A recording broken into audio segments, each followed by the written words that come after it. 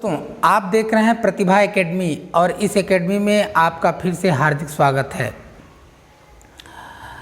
आज हम लोग पढ़ेंगे संख्या पद्धति, जिसको अंग्रेजी में कहते हैं नंबर सिस्टम।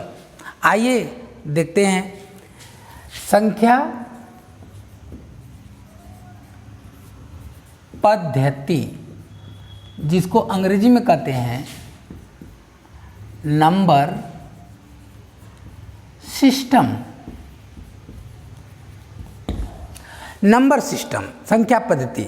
तो संख्या पद्धति में जो सबसे बड़ी बात होती है, सभी संख्याओं का जो सुपरसेट होता है उसे हम रियल नंबर कहते हैं। रियल नंबर यानी कि वास्तविक संख्या। रियल नंबर दो भागों में बटा होता है। पहला रेशनल नंबर, दूसरा इरेशनल नंबर, अर्थात परिमेय संख्या और अपरिमेय संख्या। परिमेय संख्या दो भागों में बटा होता है, एक फ्रैक्शन, दूसरा इंटीजर। और इंटीजर तीन भागों में बटा होता है, negative integer, positive integer and zero. Positive integer और जीरो मिलकर होल नंबर बनता है, अर्थात संपूर्ण संख्या। यानी संपूर्ण संख्या में जीरो और पॉजिटिव इंटीजर सारे होते हैं। होल नंबर दो भागों में बटा होता है, जीरो और प्राकृतिक संख्या, जिसे नेचुरल नंबर करते हैं। तो आइए स्टार्ट करते हैं नीचे से। प्राकृतिक संख्या, इसे कैपिटल एन से प्रदर्शित करते हैं, और वो सारी संख्याएं जो 1 2 3 डॉट एन, अर्थात वो सारी संख्याएं जो 1 2 3 अप टू डॉट एन तक हों, इन सारी संख्याओं का जो सेट होता है उसे प्राकृतिक संख्या या नेचुरल नंबर कहते हैं। इसे अंग्रेजी में कैपिटल एन से प्रदर्शित करते हैं। शून्य को आप जानते हैं, शून्य जीरो होता है। और होल नंबर क्या होता है?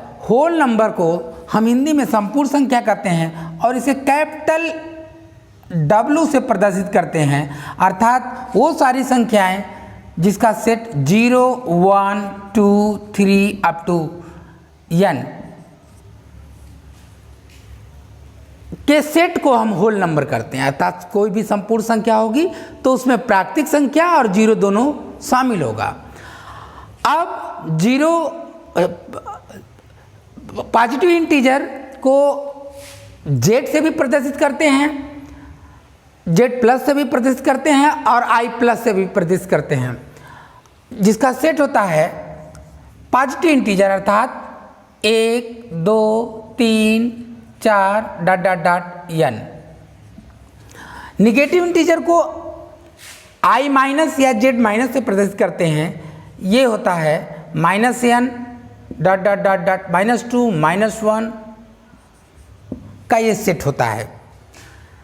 अर्थात इंटीजर में इंटीजर को तीन भागों में बांटते हैं, निगेटिव इंटीजर, जीरो और पॉजिटिव इंटीजर। और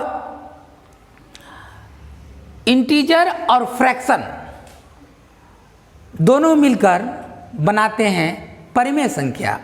फ्रैक्शन क्या होता है? जो p बाई क्यू में क्यू के रूप में हो, लेकिन p और q में कोई को प्राइम नंबर ना हो, अर्थात कोई उसका गुणनखंड कॉमन गुणनखंड ना हो। और इंटीजर को पूर्णांक कहते हैं। परिमेय रेशनल नंबर, जिसकी अंग्रेजी होती है परिमेय संख्या, और इसे कैपिटल Q से प्रदर्शित करते हैं। इसका परिभाषा क्या होता है? इसका परिभाषा होता है an expression of the form p by q where p and q are integer but q not equal to 0 is called rational number and p and q are co-prime. p and q are co-prime। Hindi में कहते हैं एक ऐसा व्यंजक जो p बटे q रूप का हो, जिसमें p और q पूर्णांक हो लेकिन q जीरो न हो, अर्थात p बाई q रूप का हो और पी क्यू क्या हो, को प्राइम फैक्टर हो और इंटीजर हो, लेकिन q not equal to 0 is called rational number. Irrational number क्या है? जो सारी संख्याएं अगर रेशनल नहीं हैं तो वो संख्याएं क्या हैं? Irrational number. जैसे √2, √3, पाई, प्लस या माइनस, जैसे 0.1, 0, 1, 1, 0, डॉट डॉट, जो संख्याएं कभी रुकती नहीं हैं, वो सारी संख्याएं दशमलव के बाद रुकती नहीं है, वो सारी संख्याएं अपरिमेय संख्या होती है। दूसरे कंसेप्ट में हम कह सकते हैं कि अपरिमेय संख्या को अगर परिभाषित करना है तो वो सारी संख्याएं जो परिमेय नहीं है, जो परिमेय की परिभाषा को परिभाषित नहीं करती, वो या उसके रूल को पालन नहीं करती, वो सारी संख्याएं अपरिमेय संख्याएं हैं। और अब हम आते हैं रियल नंबर पर। रियल नंबर क्या होता है? रियल नंबर, जिसे हिंदी में वास्तविक संख्या कहते हैं और इसे कैपिटल आर से प्रदर्शित करते हैं, अर्थात वो सारी संख्याएं प्लस, माइनस और 0 जिसमें सम्मिलित हो, वो रियल नंबर कहलाती हैं। हम कह सकते हैं कि रियल नंबर या वास्तविक संख्या is superset of the all numbers, यानी रियल नंबर से बड़ा और कोई संख्याओं का सेट नहीं होता है। तो हम समझते हैं कि संख्या पद्धति के अंदर, नंबर सिस्टम के अंदर ये कंसेप्ट आपको वास्तविक संख्या का समझ में आ गया होगा। अर्थात इसको हम यहाँ से कर सकते हैं -1 डॉट डॉट डॉट, -2, -1 का ये सेट है। ये उसके बाद 0, 1, 1, 2, 3 dot dot dot up to +n। ये that real number is the superset of all the numbers, हम कहेंगे। अब आते हैं हम नेक्स्ट टॉपिक पर। क्या है कि अगर कोई आपसे पूछ दे कि सिद्ध कीजिए कि कड़ी में 3 एक अपरिमेय संख्या है। हम तो जानते ही हैं कि कड़ी में 3 एक अपरिमेय संख्या है। इस प्रॉब्लम को अंग्रेजी में कहेंगे prove that √3 is an irrational number. हम तो जानते ही हैं कि कड़ी में 3 एक अपरिमेय संख्या है, लेकिन सिद्ध कैसे करेंगे? हम सिद्ध इसको उसी रास्ते से करेंगे जैसे अभी हमने रेशनल नंबर का परिभाषा किया था। कैसे किया था? हम देखे थे कि कोई संख्या परिमेय कब हो रही थी? जब वो p/q रूप का हो और p और q इंटीजर हो, p एंड q आर को प्राइम हो, अर्थात p और q में कोई कॉमन फैक्टर ना हो और ये p q क्या हो? पूर्णांक हो।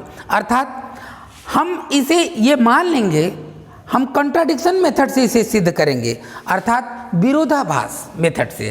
क्या करेंगे? कोई संख्या, हम इसे कड़ी में 3 को परिमेय संख्या सिद्ध करना है अपरिमेय, तो हम मान लेंगे कि माना √3 एक परिमेय संख्या है। तो परिमेय संख्या है तो कड़ी में 3 इक्वल टू लिख सकते हैं p/q, जैसा कि डिफिनीशन से क्लियर है।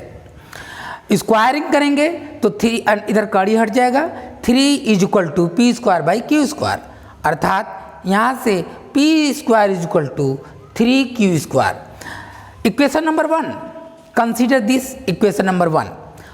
इसका क्या मतलब है? इसका मतलब है कि 3 जो है p को विभाजित करता है।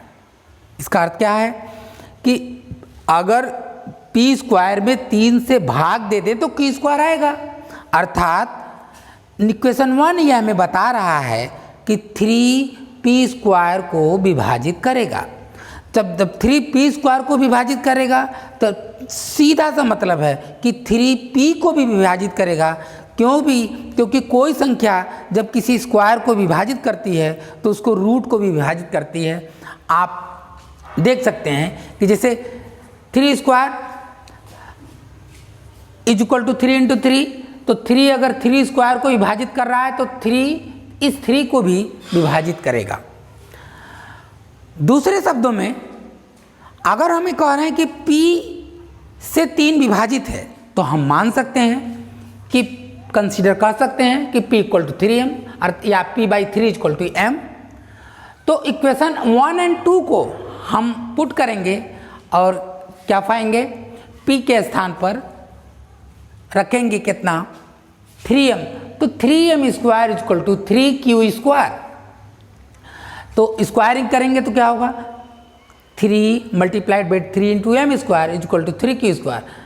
These 3 and these 3 will cancel out, क्या बचेगा 3m square equal to q square, तो m square equal to q square by 3। यहाँ से भी इक्वेशन 3 भी ये शो कर रहा है कि ये q स्क्वायर 3q स्क्वायर को विभाजित करेगा, अर्थात ये q स्क्वायर को 3 विभाजित कर रहा है, तभी तो m स्क्वायर बच रहा है। तो यहाँ से हम सीधे कह सकते हैं कि 3q स्क्वायर को विभाजित करेगा। तो सीधे कंसीडर में किया था या देख रहे थे कि कोई संख्या अगर किसी स्क्वायर को विभाजित करती है तो संख्या उसके रूट को भी विभाजित करेगी, अर्थात 3q को विभाजित करेगा।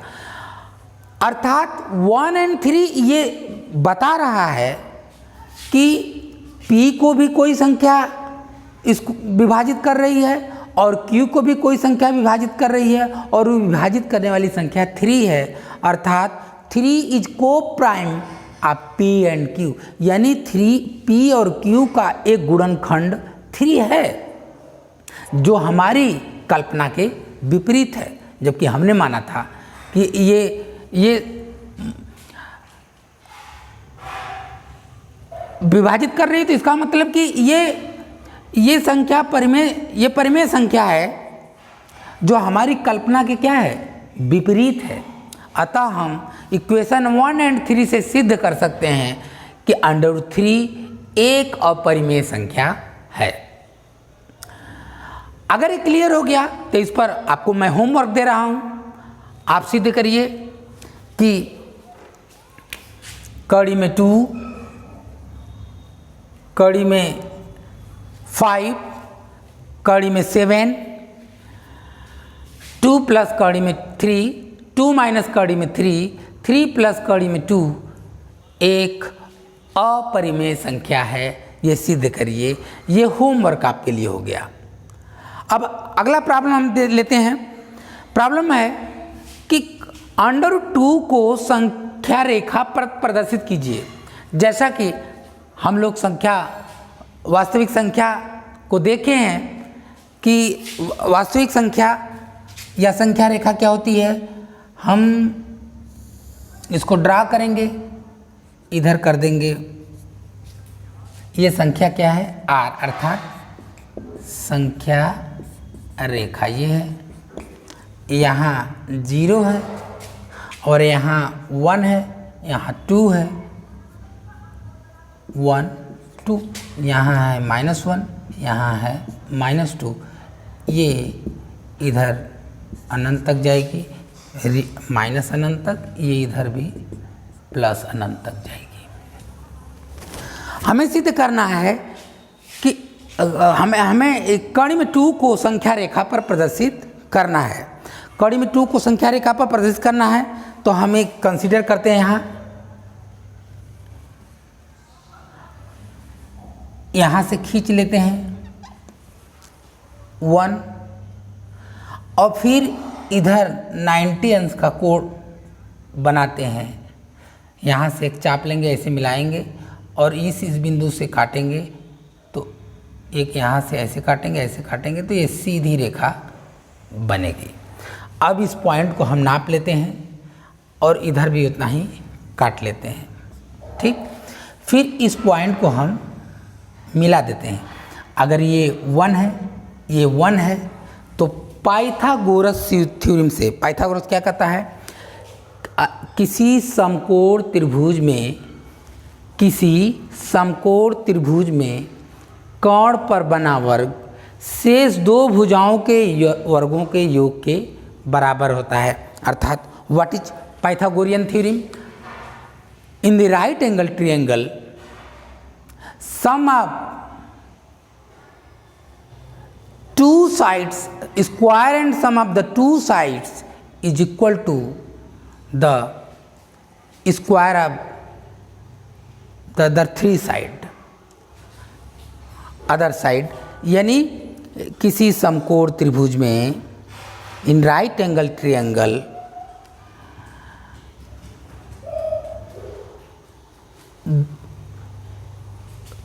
किसी समकोण त्रिभुज में दो भुजाओं के वर्गों का योग, अगर इस मान लो A0 AB, तो इसका अर्थ ये हुआ कि OB square is equal to OA square plus AB square, अर्थात OB square equal to 1 square plus 1 square, अर्थात OB equal to √2।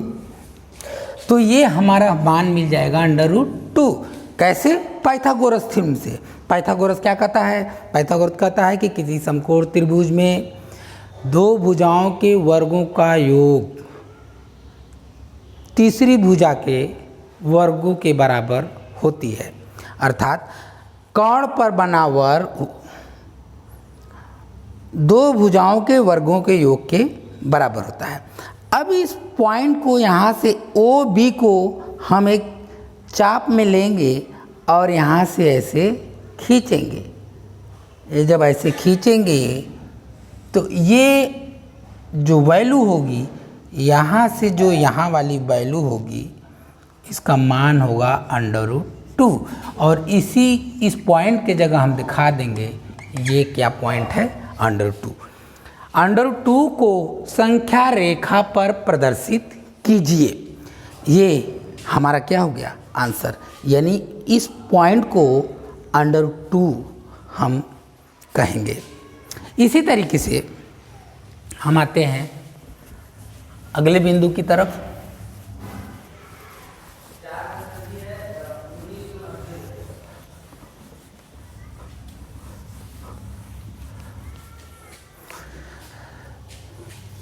Problem homework लिखिए।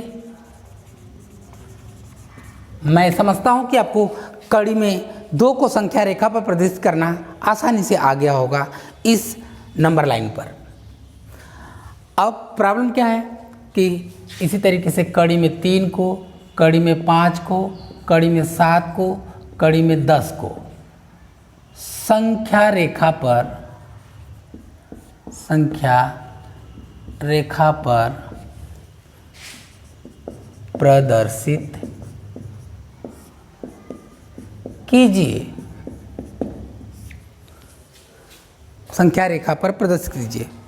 तो कौणी में 2 को संख्या रेखा पर ड्रा करना एकदम से आसान है, इसलिए इसमें से किसी एक को और हम ले लेते हैं जिसे संख्या रेखा पर थोड़ा आसान नहीं होगा ड्रा करना। जरा देखा जाए, इसमें से हम कड़ी में 5 को हम ले लेते हैं। कोई नंबर लाइन लेंगे जो, जैसा कि हम इधर कहें कि ये प्लस अनंत होता है, ये माइनस अनंत होता है, इस रेखा को कहते हैं संख्या रेखा, अर्थात इसको अंग्रेजी में कहते हैं नंबर लाइंस। इसमें पॉइंट हम 0 ले लेते हैं, यहाँ 1 2, इधर -1 -2 डॉट डॉट डॉट, ये ले लीजिए, इधर भी ये प्लस है। अब 5 लेते हैं, तो 5 को हम डायरेक्ट नहीं ले सकते, इसको करेंगे तो 2 दूना 4 हो जाएगा। ठीक है, 5 को यहाँ 1 1 2 यहाँ लेते हैं, इस पर 90 एंगल का कोण बनाते हैं, कोई चाप लेकर इसे खींचते हैं, फिर उसी चाप से इसको काटते हैं, एक बार यहाँ से एक बार यहाँ से, ये कटेगा, इसको सीधे मिलाते हैं और यहाँ से इस 1 यूनिट को यहाँ से इसे काट लेते हैं। काट लिए, फिर यहाँ से इसको क्या किए, मिला दिए, ये हो गया 0, ये हो गया ये हो गया B। 1 1 मिल के 2, 2 का वर्ग करेंगे 4, ये संख्या कितनी है 2 1 1 मिलके 2, ये संख्या कितनी है 1। पाइथागोरियन क्या कहता है, पाइथागोरस प्रमेय क्या कहता है, OA square plus AB square is equal to OB square, अर्थात 1 and 1 मिलकर 2 square plus 1 square is equal to OB square. क्या हो जाएगा, एकदम आसान, थोड़ा सा लगाएंगे माइंड, आप आसानी से समझ जाएंगे। अर्थात OB square is equal to 1 का स्क्वायर 1 और 2 का स्क्वायर 4 5, तो OB इज इक्वल टू √5। ये जो वैल्यू आई हमारी √5 आई। अब यहाँ से हम एक चाप लेंगे, खींचेंगे, और जो हमारी ये वैल्यू आएगी वही क्या होगा √5, अर्थात यह पॉइंट हमारा √5 जो संख्या रेखा पर प्रदर्शित है। सिंपल वे में जरा कुछ प्रकाश डालते, 10 का लेना है, 3 इधर ले लीजिए, 1 इधर ले लीजिए, 3 3 के 9 और +1 हो जाएगा। अब हम समझते हैं कि आप आसानी से कर लेंगे जितना पढ़ाया गया है। आज के लिए इतना ही।